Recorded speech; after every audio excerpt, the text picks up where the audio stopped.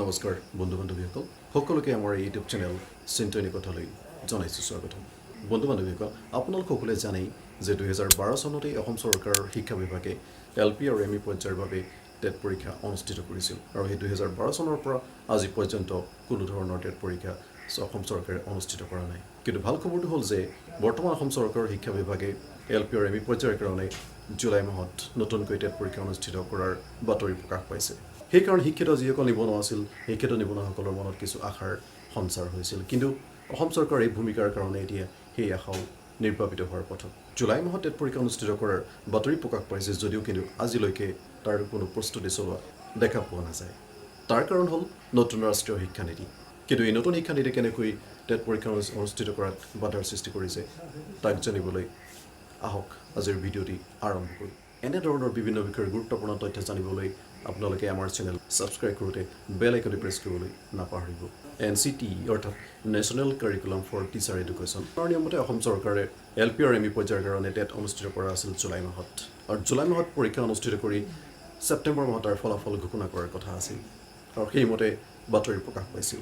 কিন্তু আজিলৈকে তাৰ কোনো ধৰণৰ বিজ্ঞাপন প্ৰকাশ কৰা দেখা নগ'ল, কাৰণ নতুন ৰাষ্ট্ৰীয় শিক্ষানীতি যদিও এতিয়াও চূড়ান্ত হোৱা নাই, তথাপিও এই নতুন ৰাষ্ট্ৰীয় শিক্ষানীতিৰ নিয়ম অনুসৰি অসম চৰকাৰে টেট পৰীক্ষা অনুষ্ঠিত কৰাত বাধাৰ সৃষ্টি হৈছে। কাৰণ অসম চৰকাৰে যেতিয়া টেট অনুষ্ঠিত কৰিবলৈ লৈছিল তেওঁলোকে NCTEৰ নিয়মতে অৰ্থাৎ LP আৰু ME পৰ্যায়ৰ টেট পৰীক্ষা অনুষ্ঠিত হ'বলৈ অৰ্হতা হিচাপে DLED বা B.Ed নিৰ্ধাৰণ কৰিছিল।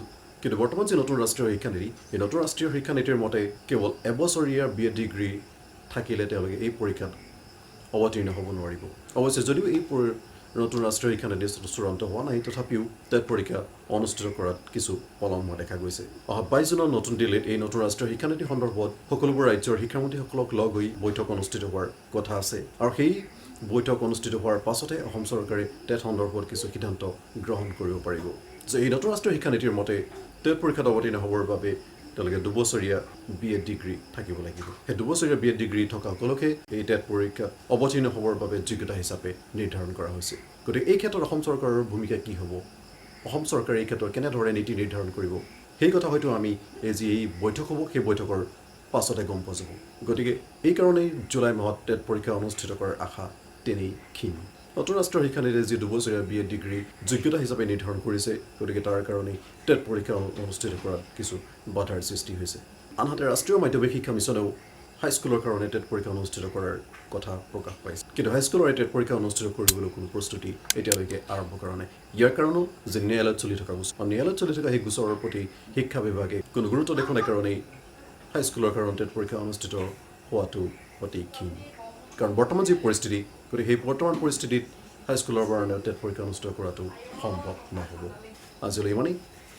আজিৰ ভিডিঅ'টি যদি ভাল লাগিছে তেনেহ'লে লাইক কৰিবলৈ, শ্বেয়াৰ কৰিবলৈ আৰু কমেণ্ট কৰিবলৈ নাপাহৰিব। ধন্যবাদ।